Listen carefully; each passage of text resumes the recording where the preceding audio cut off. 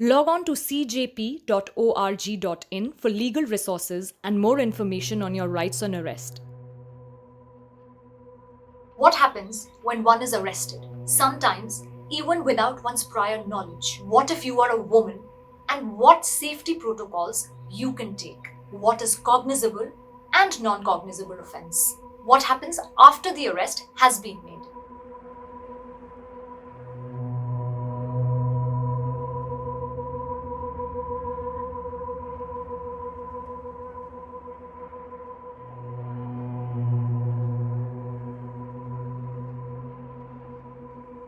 The arbitrary arrests of human rights activists, academicians, environmentalists, journalists, lawyers, and student leaders raise serious questions on the violations of laws on arrest.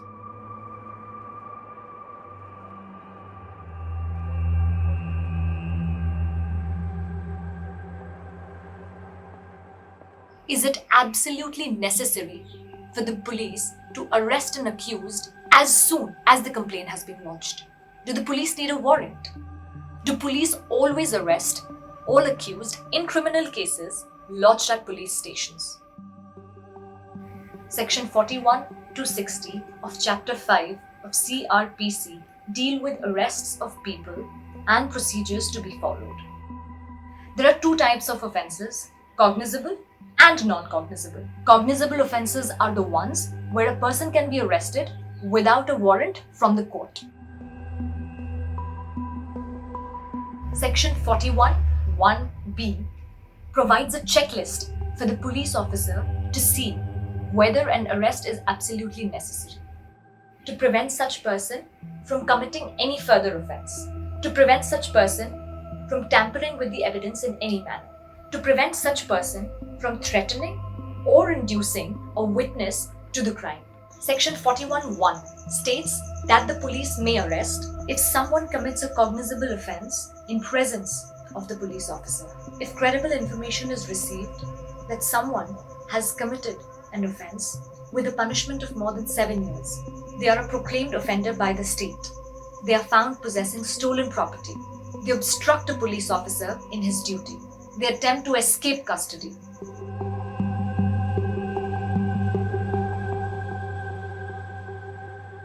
Section 41(b) makes it mandatory for the police to ensure that the person being arrested is wearing a clear identification of their name, a memorandum of the arrested, which has to be attested by a witness, and to inform the accused of their right to inform a family member.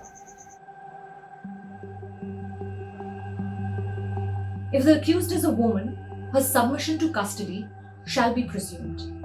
Only if circumstances require this may she be touched or confined, and that also only by a female police officer. Section 49 states that the person arrested shall not be subjected to more restraint than is necessary to prevent his escape.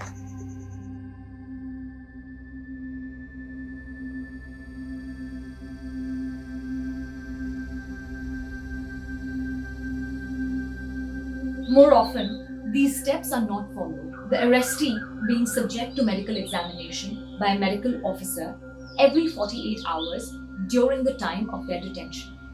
If arrested without a warrant, to present the person before the magistrate for remand within 24 hours of detention, taking reasonable care of their health and safety. According to Section 41(d), the accused shall be entitled to meet an advocate while being interrogated by the police. According to Section 50, the accused has the right to know the grounds of such arrest.